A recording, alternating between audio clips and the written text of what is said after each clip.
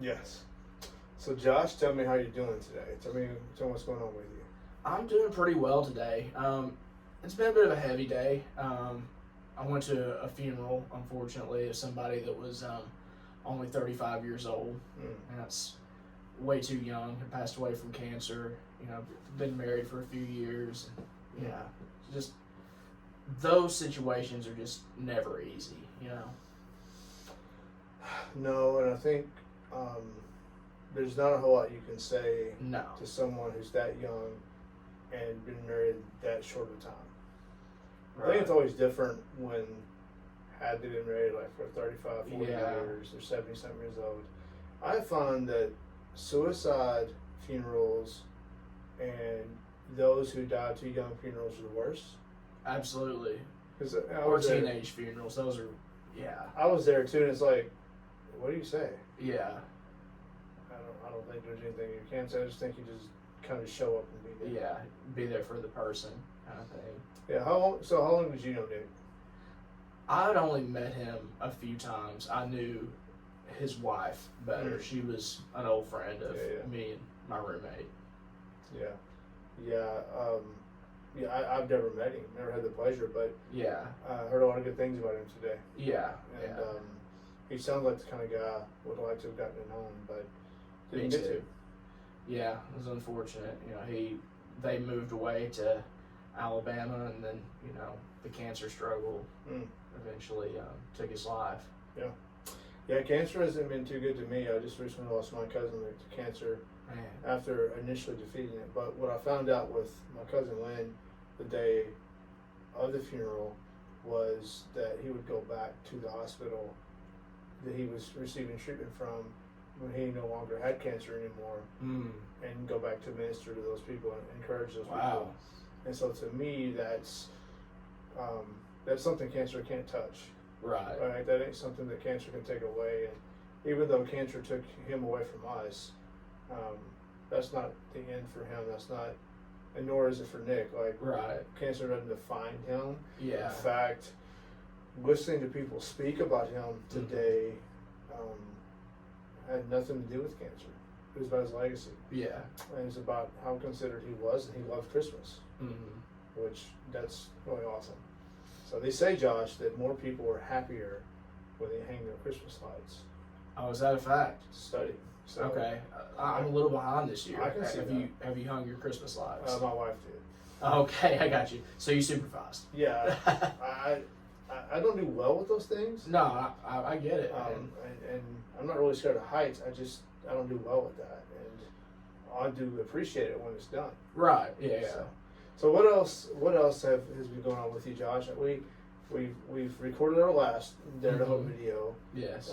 What else is going on? Are you going back home this weekend for Thanksgiving? Yeah. I'm gonna get to spend. I usually spend 3 or 4 days with my family, a couple hours from where we live here.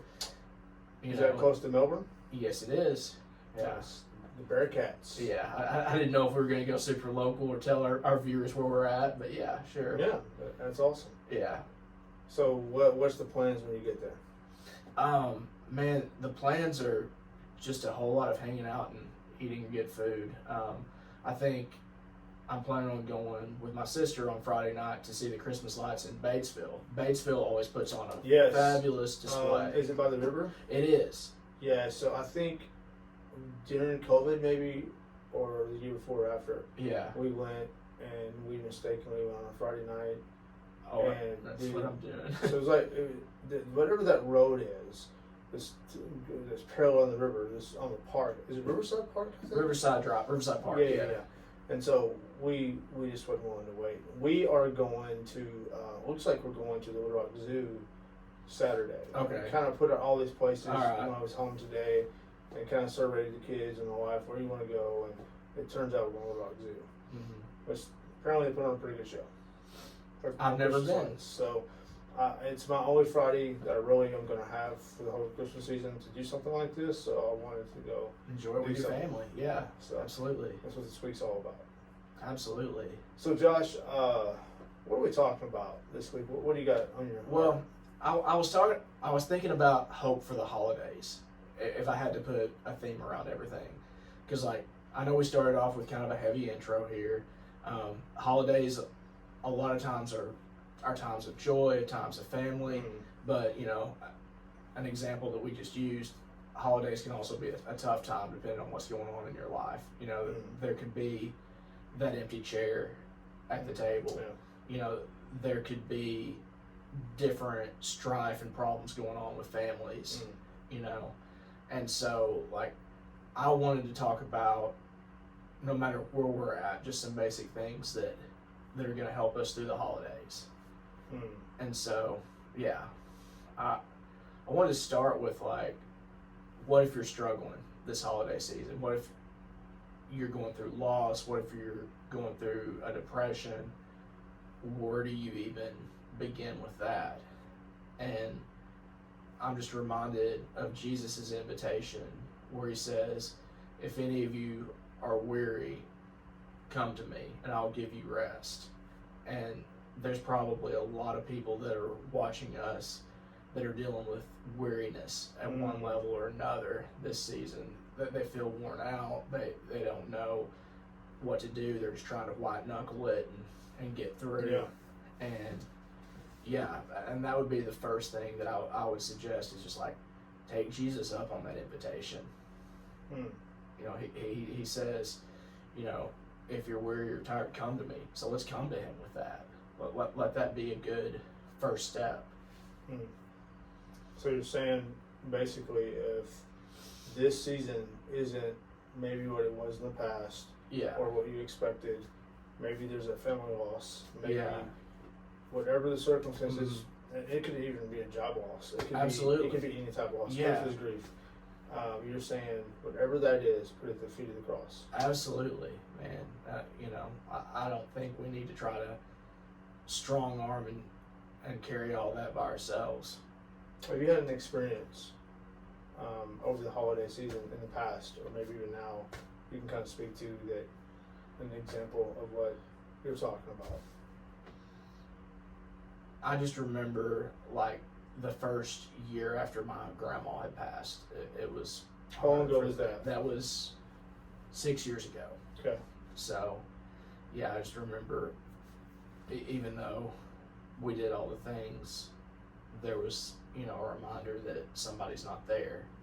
That had always been there. Yeah, and grandmas generally play a centric role and a staple. And my grandma lived to be 100 years old. Wow. So, that's phenomenal. Yeah. 101, actually. So she died 2017 or 18? 18. Wow. That's incredible. Yeah. So 1918 to 2019. So she was right there at the end of World War One. She was born, and all the things she missed the Titanic, but all the things that she saw, all the way to 2018. I mean, World War II, JFK. I mean, Martin Luther King assassination. All the things, all the way to 9/11 and Facebook, Instagram. All that kind of stuff. Wow. So So when you were experiencing this with the loss of your grandma, were you able to sort of put Jesus in the middle of that? How did that work for you? I was able to remember, okay, and I know, like we talked about in the beginning, that not all lives have been, or not all people live to be, or live as long as my grandma did. And we had some warning that it was coming for a while and all that. But one thing that I do is just remember the good times and try to focus on them as much as possible. Like, not telling our viewers not to grieve, or not saying that I don't. I mean, I'm not spiritually bypassing by any means, but just remembering the good times that you had with somebody is always helpful. Well, it sounds like if she's 100 years old, you had a lot of opportunity to remember the good times. Exactly. Yeah, I remember I was 13 when my grandma died. She was 68, I believe, when she passed. Okay. And typically the women in my family, unfortunately, once the recipients of open heart surgery, they don't make it. Oh, wow. It's a weird thing in my family, particularly the women. Yeah. And I remember she was a staple in our family. And the next Christmas was very obvious. Now, granted, she always made my Christmases happen. Yes. So that was really a weird thing. Even at a young age, I remember I just didn't feel the same. In fact, I never really cared for Christmas until I started having my own family. Yeah. Now I love Christmas. That's awesome. And I think that the thing I'd always say is just because I'm not going through it doesn't mean it's not happening. Right. So I love Christmas, I love Thanksgiving, Yeah. but I also acknowledge that there's some hurts, there's some sorrow, there's some pain, there's grief there. And typically it's because of a loss. Yeah. But I think that if there's that loss happening, I think that you owe it to yourself and to them to have a good time. Absolutely. Because you're telling me your grandma wouldn't have wanted you to have a good time the next Christmas. Right. Yeah. Right? Because we're not going to live forever. No. As long as 100 is, Mm-hmm. that's not the average. Not at all. So, and I know in my family, I don't have a long history of people who live a long time. Yeah. 65, 70, 75. That's usually the history of my family. So I know, like my cousin, for example, he's going to want me to have a good time. He Right. loves the holidays. Yeah. So I do think there's value in understanding this is what they would actually want. Now, like getting that to the heart, Mm-hmm. that's not easy. No. But I think you're onto something. I think Yeah. we have to have Jesus be in the middle of all that. Yeah.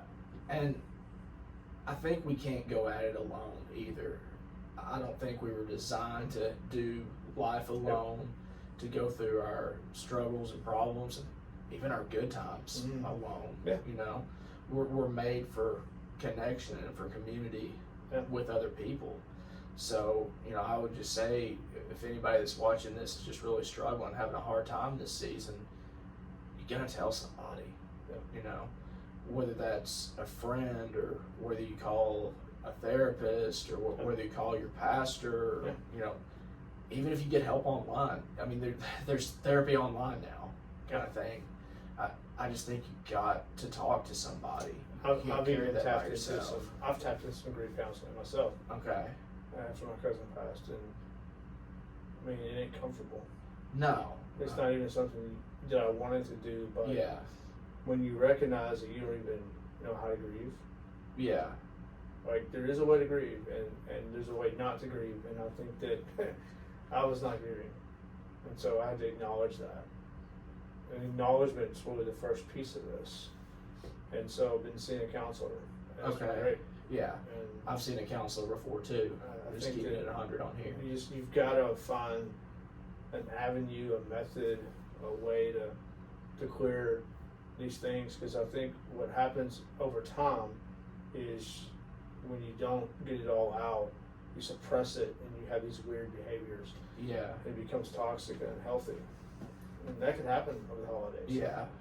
I think, correct me if I'm wrong, isn't December one of the highest rates for suicide in our country? I don't know the statistic, but that would not surprise I me. feel like I've heard that, Yeah. but I wouldn't be shocked if it's at least up there. Yeah. Yeah. That's tragic for sure. And there's a lot of variables, like Yeah. there's the Christmas pressure, right, Right. to keep up. Mm-hmm. Everyone wants Christmas presents, and nothing's really cheap anymore. So Yeah. you know, that's the other side of this, the financial side of this, where Mhm. people probably have a lot of regrets come January 1 financially. Right. Yeah. You know, so I think that there's wisdom in how you handle Christmas, Mm-hmm. and I think maybe your spending can try to code all of that grief. You just gotta deal with it. Yeah. It's a lot cheaper in the long run to deal with it. Right. Yeah. I think loneliness is a big factor that plays into that for a Oh, lot of yeah. people. Like, we may be super connected, you know, like if I were to go on my Facebook, you know, this isn't a flex or anything, but I think I have like 1,200 friends on there or whatever. But do I have 1,200 people that really know me? Probably. Not even close. No. You know, most people are fortunate or blessed if they have 2 or 3 people that really know And them. Jesus only needed 12. Right.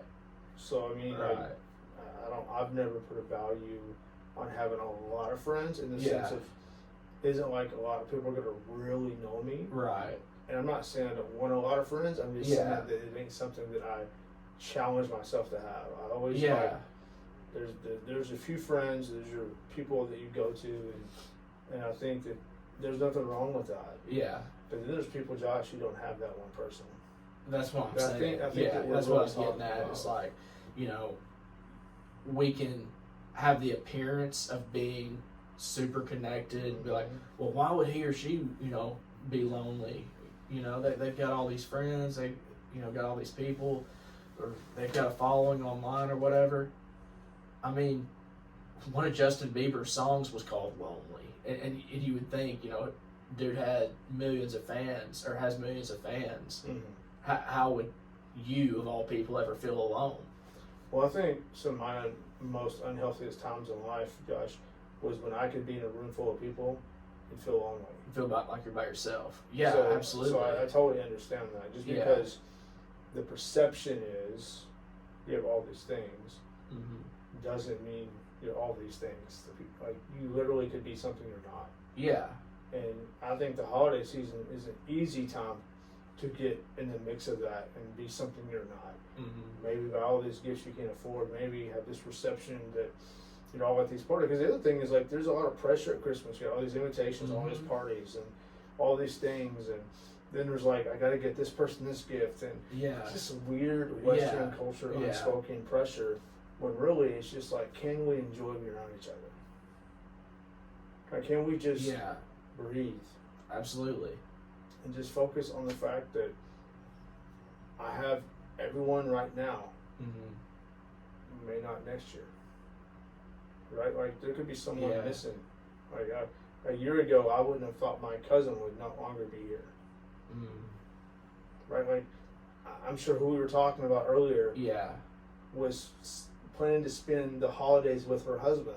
yeah, So I think that if we can get to a place where we're appreciating who we're around, yes, kind of versus the things we need to have around us, and then I think you hurt people around you when you don't deal with the things that we're talking about. hmm yeah, and that brings me to the point of gratitude. I Mm. mean, they have gratitude journals out there, and the reason why these things sell, it's for a good reason. It's because, like, when we're more grateful, Mhm. we're less anxious. Yeah. Like, there's been studies that have proven that you can't have gratitude and anxiety in your brain at the same time. That Yeah. they can't, at the same moment, you can't be both grateful and anxious. So it really helps, and it's helped me at times. Like, I remember a few years ago, I was just kind of down in the dumps, and I was just trying to pray through it and whatever, and I felt like I needed to just write down as many good things that had happened that past year that I could think of. Give us an example. Like, What happened to you? What's one thing that happened to you? one thing that happened to me this year, Anytime. That you've written Anytime. them down. That you've written them down. anytime. Okay, so, wow, put me on the spot here. A good family that supports me, loves me. Yeah. Good church family. There you go. Yeah. Just trying to give them an example of like Right. Yeah. what's something they can write Yeah. tangibly. Yeah. And it could even be something as small as, like, I watched the sunrise today or watched the sunset Yeah, today. I guarantee that You know. It was kind of warm outside. Yeah. Just something like that. Or the Yeah. Christmas lights in my neighborhood look nice. Yeah, we call it my house the gratitude attitude. Yeah. I like that. Yeah. Like my grandma taught me that there's two things that can sustain you well in life: hmm a sense of humor and gratitude. Yeah. And gratitude doesn't only make you happier in the long run, it makes you healthier in the long It run. makes you more attractive to be around. Yeah. Like, Absolutely.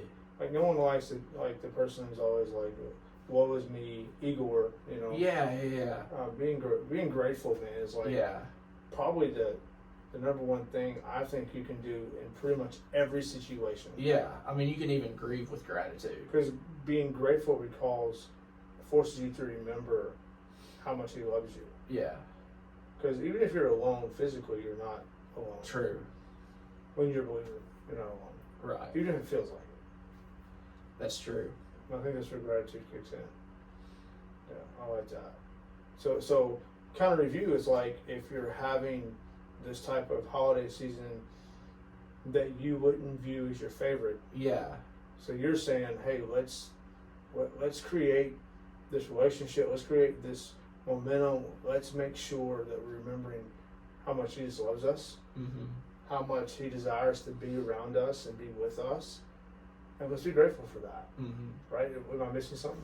No, you're not. And I would just only add to that again, I'm not trying to dismiss any pain that anybody's going Sure. through or trying to tell anybody, oh, just ignore the pain and just say, God's good, just trying to, do the little fake smile thing or anything like that. Yeah. We've talked about real stuff. We talked about Yeah, let's not do that. going to therapy. We've talked about, because we see all throughout the Bible, the characters there are acknowledging the struggles, the temptations, all the things that are going wrong. They just find a way to bring it back to God. Yeah, I think if we leave it at the foot of the cross, Yes. good, bad, or indifferent, I don't know of anyone who will say, man, I regret that. True. Or I regret being grateful. I've never heard anybody say that. I don't think I ever will. But what you will say is, man, I regret having a bad attitude. Yeah. I regret the way I snapped at that person. Because Yeah. that's what usually happens, Yeah. right? Like you get bogged down, you get whatever you're getting, get into your feels, and then the next thing you know, you treat the people around you the worst, Yeah. and you live in regret. Mhm. It's a cycle. And it's like, sometimes, if not all the time, when there's a cycle, you have to just kind of stop and think, step away from the situation and go, you know what, God, you got this. But us dudes, we don't always do that. No. It's like we got to power through. Yeah, I think having gratitude during the holiday season is really great, but I would say having gratitude 12 months out of the year. Yeah. I mainly want to talk about gratitude because it's Thanksgiving Yeah, month, and, absolutely.